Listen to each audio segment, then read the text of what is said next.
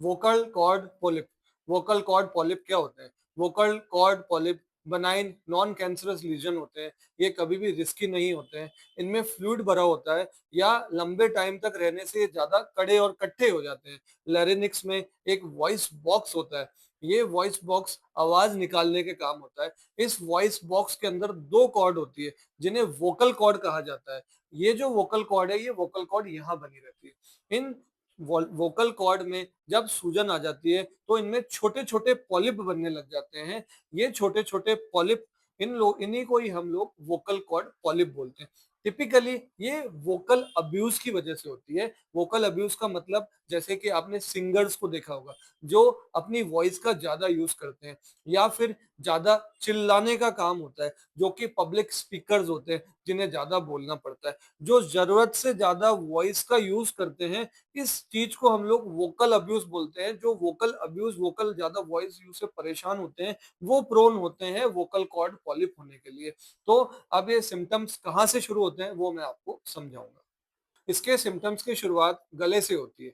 मेरे पास पेशेंट आता है कि उसकी आवाज बार बार लड़खड़ा रही है, उसके आवाज में हॉर्सनेस आ रही है, भारीपन आ रहा है, उसकी आवाज रेगुलर बोल रहा है तो या तो रफ होती जा रही है या आवाज फटने लग जा रही है।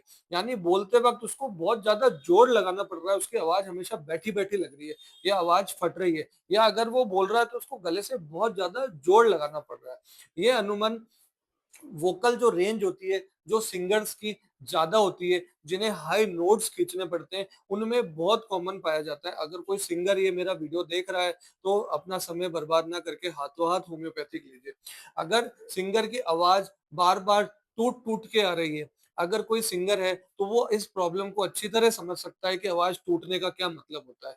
उसके लाइफ में ये चीज कभी ना कभी उसको जरूर फेस करनी पड़ेगी कि ये वोकल अब्यूज क्या होता है, क्योंकि वोकल अब्यूज का कोई सिंगल कॉज नहीं होता है। जैसे एक कॉज मैंने आपको बताया, दूसरे इसके कई मल्टीपल कॉजेज होते हैं। मल्टीपल कॉजेज समझने से पहले फ्रेंड्स, ये एक एजुकेशनल पर्पस का वीडियो है। अगर आपको मेरे द्वारा दी हुई नॉलेज पसंद आती है तो अपने लोकल डॉक्टर से जरूर मिलिए। अगर आप बार बार स्ट्रेन देते हैं, आवाज को जोर लगाते हैं, तो ये जो वोकल कॉर्ड नोडुल्स है ये पॉलिप में कन्वर्ट हो जाते हैं। अगर आपको स्मोकिंग की, टबैको यूज की आदत है, जैसे आप बहुत ज्यादा सेंटेड टॉफी या सेंटेड चॉकलेट खाते हैं या फिर आप बहुत ज्यादा स्मोक करते हैं, तो वो वोकल पॉलिप में कन्वर्ट हो जाता है। इसका एक एयर पोल्यूशन भी कारण है। जो लोग बहुत ज्यादा एयर पोल्यूशन में रहते हैं उनको भी बार बार खरखराशी और खराश होना स्टार्ट हो जाती है।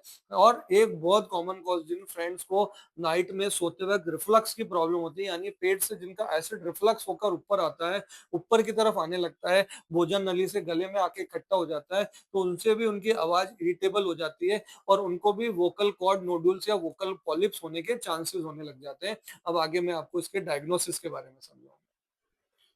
फ्रेंड्स, मेरे पास कोई सिम्टम्स लेके आया है कि अगर वो लंबे समय से उसकी आवाज बैठी हुई है, वो कोशिश कर रहा है तो भी उसकी आवाज ठीक नहीं हो रही, उसने लोकल दवाएं ले ली, अपने हिसाब से उसने सब कोशिश कर ली, पर उसकी आवाज बैठ रही है, उसकी आवाज में खरखराशी और खराश है, तो हम उससे पूछते हैं कि ये पेनफुल हॉर्सनेस है या नॉन पेनफुल हॉर्सनेस है। जी फ्रेंड, ये अलग दो तरह का होता है, इसमें दर्द भी होता है और पेनलेस भी होता है, क्योंकि होम्योपैथिक में इन दोनों चीजों की अलग अलग मेडिसिन होती है।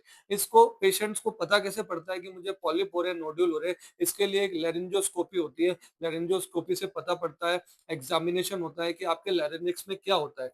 इसके लिए वॉइस थेरेपी भी आती है, वॉइस थेरेपी से इसका निदान होता है, पर वो परमानेंट नहीं होता।